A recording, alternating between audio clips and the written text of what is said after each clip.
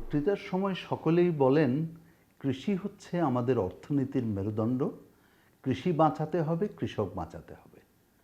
বাস্তবতা হচ্ছে কৃষক মাথার ঘাম পায়ে ফেলে ঝড় বৃষ্টি মোকাবেলা করে উৎপাদন করবেন, কিন্তু তার বাজার পাবেন না।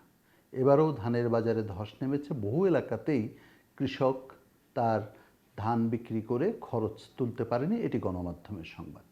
এরকম অসংখ্য বঞ্চনার কথা, কৃষকের দুঃখ দুর্দশার কথা আমরা বলতে পারি এবং আমরা বলে চলেছি। এর মধ্যেই একটি ছোট্ট আশার আলো দেখা দিয়েছে। বাংলাদেশ ব্যাংক একটি সার্কুলার জারি করেছে এবং সেখানে তারা বলেছে যে খাদ্য নিরাপত্তা এবং কৃষি সমৃদ্ধি এবং গ্রামাঞ্চলে কর্মসংস্থানের কথা বিবেচনা করে সরকার 10,000 কোটি টাকার একটা পুনঃ অর্থায়ন তহবিল গঠন করেছে, যেই তহবিল থেকে 8% সুদে কৃষকদেরকে ঋণ দেওয়া হবে। কৃষি এবং এর সঙ্গে সংশ্লিষ্ট যে ক্ষেত্রগুলো আছে, অর্থাৎ মৎস্য ও প্রাণী সম্পদ, ফসল উৎপাদন ইত্যাদি ক্ষেত্রে কৃষকরা এই অর্থ ঋণ নিতে পারবেন। এই অর্থ দেওয়া হবে ব্যাংকের মাধ্যমে। ব্যাংকগুলোকে বাংলাদেশ ব্যাংকের কাছ থেকে টাকা নিতে হবে একটা চুক্তির মাধ্যমে এবং সেই টাকা পরিশোধ করতে হবে। আমাদের নাগরিকদের পক্ষ থেকে, খেতেপাতের পক্ষ থেকে কিছু বিষয় বলবার আছে। প্রথমত, আমরা অতীতে দেখেছি যে বাংলাদেশ ব্যাংকের এরকম পুনঃ অর্থায়ন তহবিলের যে টাকা যেগুলো ব্যাংক নেয়, সেগুলো সরাসরি কৃষকের কাছে খুব কমই গিয়েছে। ব্যাংকগুলো যেটা করেছে সেটা হচ্ছে যে তারা তাদের কৃষি ঋণের অর্থ এনজিওদেরকে দিয়েছে।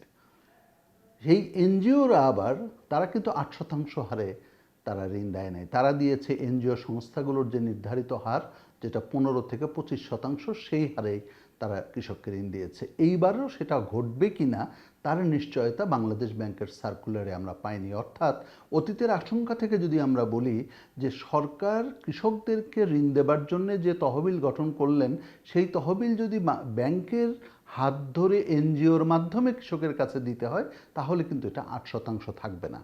সেই জায়গাতে আমরা সতর্কতার অবলম্বনের জন্য অনুরোধ করছি এবং জোর দাবি জানাচ্ছি যে সরাসরি যেন কৃষককে ঋণ দেওয়া হয়। অনেক সময় ব্যাংকগুলোর পক্ষ থেকে বলা হয় যে আমরা আমাদের ঋণ ফেরতের গ্যারান্টি চাই। নিশ্চয়ই ব্যাংকগুলোকে ঋণ ফেরতের গ্যারান্টি নিতে হবে এবং সেই জন্যে তারা দেখে শুনে ঋণ দেবেন, রাজনৈতিক প্রভাব মুক্ত হতে হবে। কারণ এটা তো খুব সহজ কথা, স্থানীয় পর্যায়েও রাজনৈতিক প্রভাবের কারণে ব্যাংকগুলো যে ঋণ দেয় তার বেশিরভাগটাই কিন্তু পরবর্তীতে ফেরত আসে না। যারা সাধারণ কৃষক, যারা সত্যিকারের কৃষক, তারা কিন্তু ঋণ দিয়ে ফেরত দেয় না, এরকম ঘটনা নাই। যাই হোক, আমরা মনে করি যে সরকারকে এই জায়গায় সতর্কতা অবলম্বন করতেই হবে। আর সরকারের যে আকাঙ্ক্ষা যে কৃষি যে উৎপাদিত পণ্য সেগুলোকে প্রক্রিয়াজাত করা, সেগুলোকে বাজারমুখী করা, রপ্তানিমুখী করা, তার জন্য কৃষকের কারিগরি সহায়তা প্রয়োজন হবে।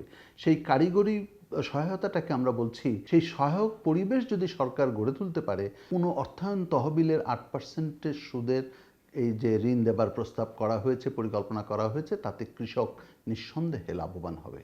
আমরা সরকারকে ধন্যবাদ জানাচ্ছি তার উদ্যোগের জন্যে, কিন্তু পরিকল্পনার সাথে সাথে ব্যবস্থাপনাগত ত্রুটির কারণে শেষ পর্যন্ত কৃষকের ভাগ্যের সেই দুর্ভাগ্যের শিকল যদি না ছেড়ে, তাহলে হতাশার শেষ থাকবে না।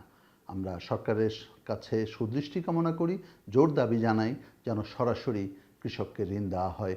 এই শুভ উদ্যোগের জন্য সরকারকে অবশ্যই খেতেপাতের পক্ষ থেকে, নাগরিকদের পক্ষ থেকে আমরা ধন্যবাদ জানাই।